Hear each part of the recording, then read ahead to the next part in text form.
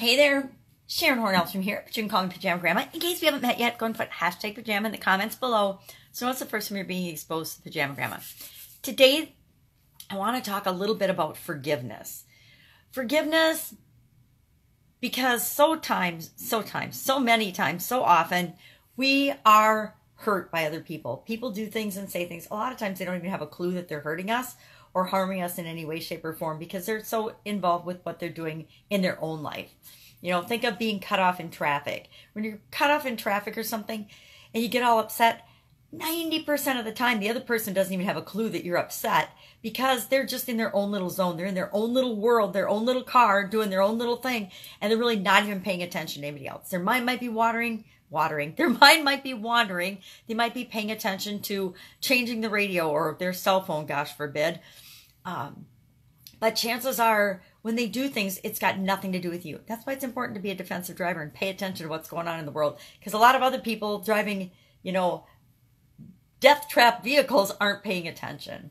Another side note. But forgiveness is very similar. A lot of times people hurt us and harm us in ways that they don't really intend to. They don't understand the overall ramifications of their behaviors or their actions or their thoughts or their words. And it's hard to forgive people. I think human nature is that it's hard to forgive people. But more importantly, it's hard to forgive ourselves for letting those people hurt us in the first place. We've all been hurt before. We've all been in relationships or had unrequited love or, you know, relationships that didn't work out or businesses or things that didn't work out or things that we've tried to do that we thought were something we wanted to do and then we failed or we quit doing them and we beat ourselves up. So forgiveness is about letting ourselves off the hook. It's more about forgiving ourselves for not being perfect and for not making the choices that we should have made because hindsight's always 20/20. Forgiveness is about letting ourselves be free to learn, to love, to grow, to change, to do something else in the future and not be trapped in the past because there's nothing we can do about the past.